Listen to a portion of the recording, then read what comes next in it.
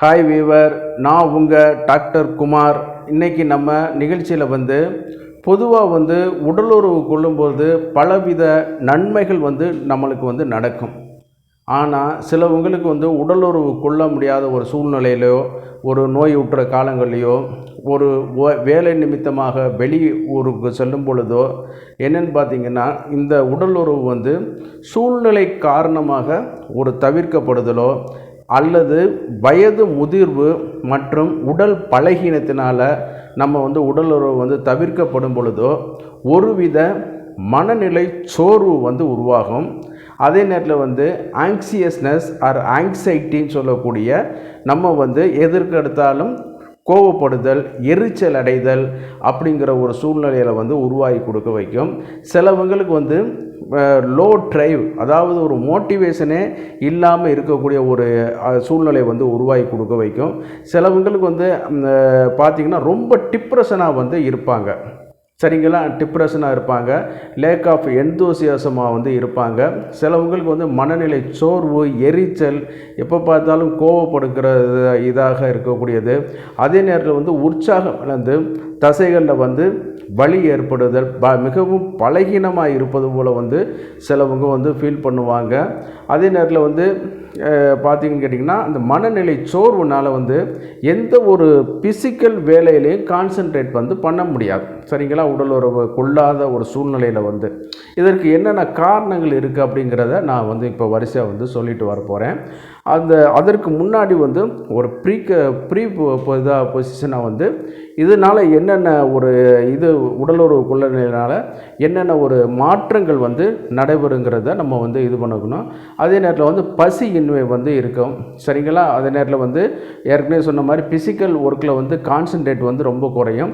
Physical ஒர்க்லேயே concentrate குறையும் பொழுது என்னான்னு கேட்டிங்கன்னா, மென்டல் ஒர்க்லேயும் அவங்களால கான்சன்ட்ரேட் பண்ண முடியாது. இதனால் அஃபீஷியலாக இருக்கிறவங்க, இதே மாதிரி வெளியூர்களில் போகிறவங்க வேறு என்ன ஒரு சந்தர்ப்பவாத ஒரு துணையை தேடிக்கிறதுக்கான வாய்ப்புகள் அதிகமாக இருக்குது. அதே நேரத்தில் பார்க்கும் பொழுது இதனால் பலவித நோய் தொற்றுகள், நோய் அறிகுறிகள் இதெல்லாம் நம்மளை தாக்குறதுக்கான ஒரு வாய்ப்புகள் அதிகம். பொதுவாக அதனால் செய்யக்கூடாது. அதனால தான் இந்த வீடியோக்களை நம்ம சொல்லும் பொழுது, இந்த உடலுறவு கொள்ளும் பொழுது நம்ம உடல் எப்படி அதுக்கான இதாகுது, நம்ம உடம்பில் எப்படி சந்தோஷங்கள், மாற்றங்கள் உண்டு பண்ணி கொடுக்க வைக்குது, உடலுறவு கொள்ளலைனா என்னென்ன பாதிப்புகள் வருது, மனநிலை சோர்வு, ஏற்கனவே சொன்ன மாதிரி மனநிலை சோர்வு, கான்சன்ட்ரேட் இல்லாமல் இருக்கிறது, பசி இல்லாமல் இருக்கிறது, அதே நேரம் ஆங்ஸியஸ்னஸாக இருக்கிறது, டிப்ரெஷனாக இருக்கிறது, இவைகள் எல்லாமே நம்மளை அடுத்து தாக்க தோணும். இது எல்லாமே பார்த்திங்கன்னா ஒரு இளைஞர்களுக்கு தெரியாது. பொதுவாக இளைஞர்கள், இளம் வயசில் உள்ளவங்களுக்கு தெரியாது. ஒரு 40 வயது அல்லது 45 50 வயதுக்குள்ளே அந்த மாதிரி உள்ளவங்களுக்கு இன்னும் ரொம்ப பாதிப்பாக ஆரம்பிக்கப்படும். சரிங்களா? இப்போ இதிலே வரும்பொழுது தான் அவங்களுக்கு இந்த பின்னால் மூளை சம்பந்தப்பட்ட அல்லது நரம்பு சம்பந்தப்பட்ட பாதிப்புகள் கூட வரக்கூடும். அதுக்கான காரணம் என்னங்கிறதே இந்த வீடியோக்களில் சொல்லுவேன். பொதுவாக பார்த்திங்கன்னா, ஒரு உடல் உறவில் கொள்ளும் பொழுது 3 வித ஹார்மோன்ஸ் உடல் உறவின் முடிவில் சுரக்குது. சரிங்களா? நம்ம உடம்பு ஒன்று டோபமைன் சொல்லக்கூடிய மகிழ்ச்சிக்கான ஹார்மோன், அதே மாதிரி என்டார்ஃபின்ஸை நம்ம உடம்பு சுரக்குது. அதே நேரத்தில் ஆக்சிடோசினையும் நம்ம உடம்பு சுரக்குது. சரிங்களா? அது இந்த 3 வித ஹார்மோன் ஒரு சில பணிகளை செஞ்சாலும் நம்ம இதில் வரும்பொழுது, மேற்கூறிய அறிகுறிகள் சொல்ல வரும்பொழுது இந்த டோபமைன் ஒரு பெரிய வேலைகளை பண்ணி கொடுத்துட்டு இருக்குது.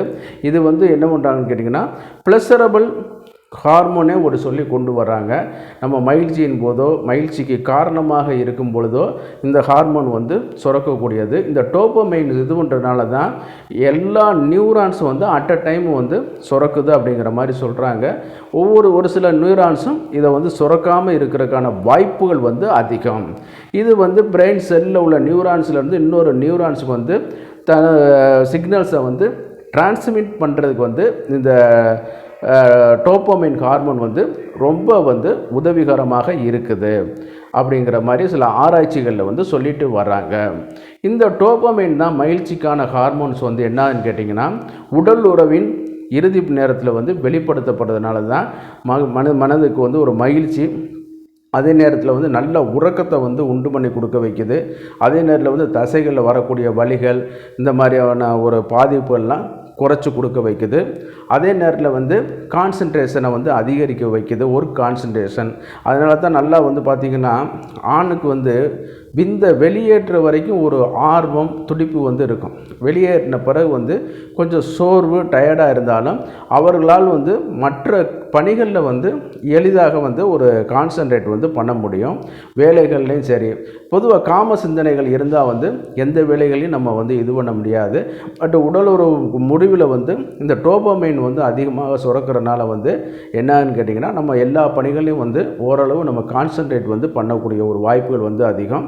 அதே இது வந்து பார்த்திங்கன்னா நியூரான் டிரான்ஸ்மிட் வந்து ஒரு செல்லில் இருந்து இன்னொரு செல்லுக்கு வந்து கடத்துறதுல வந்து இந்த டோபமைன் வந்து ஒரு முக்கிய இடத்த வந்து வகிக்குது. இதனால தான் அல்சைமர் நோய் வருது பார்த்திங்களா, ஒரு 70-80 வயசில் வந்து வரக்கூடிய நோய்கள்லாம் வந்து இந்த டோபமைன் அதிகமாக சுரக்கும் பொழுது வந்து குறைவதற்கான வாய்ப்புகள் வந்து அதிகம். அதனால தான் உடலுறவு வந்து எந்த மனிதன் வந்து ரெகுலராக செய்து கொண்டிருக்கிறானோ அவனுக்கு வந்து இந்த குறிப்பிட்ட அல்சைமர் நோய் பாதிப்புகள் அல்லது மனத்தளர்ச்சி, ஆங்ஸைட்டி, டிப்ரெஷன், ரொம்ப டயர்டாக இருக்கக்கூடிய ஒரு சூழ்நிலைகள், உற்சாகம் இல்லாமல் இருக்கிறது, எந்த ஒரு வேலையிலையும் கான்சன்ட்ரேட் பண்ண முடியாத அளவுக்கு இருக்கக்கூடிய ஒரு சூழ்நிலையெல்லாம் மாறி அவனுக்கு வந்து நேச்சுரலான ஒரு இதுவில் வந்து இது பண்ண கொடுக்க வைக்கும். இப்போ நான் சொன்னது எல்லாமே ஒரு 30 வயசு உள்ளவங்களுக்கெல்லாம் கிடையாது. நல்லா செக்ஸுவல் பெர்ஃபார்மன்ஸ் நல்லா இருக்கும், நல்லா வந்து ஆற்றல் நல்லா அவங்க வந்து பண்ணிகிட்டு இருப்பாங்க, அதே நேரத்தில் வந்து எனர்ஜெட்டிக்காகவும் இருப்பாங்க. இதை பற்றி சிந்தனை வந்து கிடையாது. நான் சொல்கிறதெல்லாம் வந்து எபோவ் 45-40 மேலே உள்ளவங்களுக்கு, பெர்ஃபார்மன்ஸ் பண்ண முடியாதவங்களுக்கு வந்து இந்த மாதிரி பாதிப்புகள் இருக்கிறனால தான் அவங்களால வந்து மேலும் மேலும் இதில் வந்து தொடர முடியாமல் போகும் பொழுது இந்த பாதிப்புக்கு வந்து உள்ளாகிறாங்க. சரி, இந்த டோபமைன் சுரக்கிறதுக்கு நம்ம என்னென்னலாம் பண்ணிக்கலாம்னு கேட்டிங்கன்னா, நல்ல எக்ஸசைஸ் பண்ணணும், நல்ல ப்ரோபயாட்டிக் வந்து சாப்பிடணும், லோ சேச்சுரேட்டட் ஃபேட்டை வந்து உள்ள உணவுகளை வந்து நம்ம வந்து எடுத்துக்கிறணும். அதே நேரத்தில் வந்து நல்லா வந்து இந்த மாதிரி செக்ஸுவல் இதில் ஆக்டிவிட்டியில் இருக்கணும். இந்த டிப்ரெஷன் சம்மந்தப்பட்ட இதுகள்னாலேயும் வந்து வரதுக்கான வாய்ப்புகள் இருக்கிறனால கூடுமான வரைக்கும் யோகா, தியானம், இந்த மாதிரியான இதுகள்லாம் இது பண்ணும் பொழுது எல்லா சுரப்பிகளுமே கொஞ்சம் ஓரளவு நார்மலாக வர்றதுக்கான வாய்ப்புகள் வந்து அதிகம். அதே நேரத்தில் வந்து இந்த டோபமைன் வந்து ஒரு ப்ளஷரபிள் ஹார்மோனுங்கிறதுனால வந்து கூடுமான வரைக்கும் உடல் ஒரு மூலமாக வந்து நம்ம அதை வந்து அதிகரிக்க செஞ்சுட்டே இருந்தோம்னு கேட்டிங்கன்னா, அதாவது பீக் லெவலில் வந்து வெளிப்படுத்துது அப்படிங்கிற மாதிரி சொல்லும்போது ஒரு பல்காக வரும் பொழுது என்னன்னு கேட்டிங்கன்னா, அட்லீஸ்ட் வாரம் 2 முறை அந்த காலத்தில் நம்ம சித்தர்கள் வந்து சொல்லியிருக்காங்க. இந்த வாரம் 2 முறை நம்ம இந்த உடலுறவில் நம்ம கொள்ளும் பொழுது என்னன்னு கேட்டிங்கன்னா, இன்னும் வந்து அந்த நியூரோ டிரான்ஸ்மிட்டிங் லெவலில் வந்து இது பண்ணுறதுனால வந்து ஒருவித எரிச்சல், சலிப்புத்தன்மை, உடலுறவு கொள்ளாமல் இருக்கிறதுனால வரக்கூடிய இந்த மாதிரி ஒரு வெறி ஏற்படக்கூடிய தன்மைகள், இவைகள் எல்லாமே குறைந்து ஒரு மனிதன் வந்து ஒரு சாந்த மனநிலைமைக்கு வந்து வந்துடுவான். சரிங்களா? அதனால தான் இந்த விந்தோட ஆற்றல் அதிகமாக இருக்கும் பொழுது வந்து வீரிய சக்தி அதிகமாக இருக்கும் பொழுது வந்து அவனை வந்து கண்ட்ரோல் வந்து பண்ணுறது வந்து ரொம்ப ரொம்ப கஷ்டம். அதனால தான் நம்ம மூதாதையர்கள் வந்து குறிப்பிட்ட வயசுலேயே வந்து இல்லறத்தை வந்து தேர்ந்தெடுக்க சொன்னதுக்கும் காரணம், இறுதி வரைக்கும் நல்லா உடலுறவு கொண்டு இருந்தால் தான் அவங்களால வந்து எளிதாக வந்து மிச்ச பணிகளையும் வந்து இது பண்ணக்கூடிய வைக்கும். பின்னால் வரக்கூடிய நரம்பு சம்பந்தப்பட்ட பாதிப்புகளையும் இது வந்து தவிர்க்கிற வைக்கும். நான் சொன்னது மாதிரி உடலுறவு முடிவில் வந்து 3 வித ஹார்மோன் வந்து சுரக்குது. ஒன்று ஃபஸ்ட்டு டோபமைன் சொல்லக்கூடிய ப்ளஷரபிள் ஹார்மோன், அடுத்து வந்து சொல்லக்கூடிய என்டார்ஃபின்ஸ், அடுத்து இப்போ எல்லாம் என்டார்ஃபின்ஸ்லாம் வந்து இன்ஜெக்ஷன் மூலமாக செலுத்திக்கிறாங்க, டோபமைனும் இன்ஜெக்ஷன் மூலமாக வந்து செலுத்திக்கிறாங்க. அதே நேரத்தில் வந்து இன்னொரு சொன்ன மாதிரி ஆக்சிடோசினும் வந்து இது பண்ணுறாங்க, மசில்ஸோட இது வந்து வீக்னஸை வந்து அது வந்து குறைக்கக்கூடியது. அதனால தான் இது 3 வந்து பாதிக்கப்படுற உடலுறவு கொள்ளாமல் இருக்கிறனால தான் இது வந்து குறைவாக ஆரம்பிக்கும் பொழுது என்னன்னு கேட்டிங்கன்னா, நம்ம இதில் வந்து ஒரு பாதிக்கப்பட்டு அந்த அவங்க வந்து இல்லாத சந்தேகங்கள் கூட வர ஆரம்பிச்சிடும். ஏன்னு கேட்டிங்கன்னா அந்த நேரத்தில் வந்து டிப்ரெஷனாக இருக்கும் பொழுது வந்து தங்களது துணையை மேலே கூட ஒரு தவறுதலாக வந்து அவங்க வந்து முடிவு பண்ணிக்கிட்டு அந்த டிப்ரெஷன்லேயே இருந்துக்கிட்டு ஆங்ஸைட்டி இந்த மாதிரியான கோபங்கள் இதெல்லாம் இருக்கிறனால வந்து இந்த உடலுறவு கொண்டால்தான் இந்த டோப்பமைன் வந்து லெவல் வந்து நம்ம உடம்புல வந்து நார்மலாக மெயின்டைன் பண்ணிகிட்டு இருக்க வைக்கும்.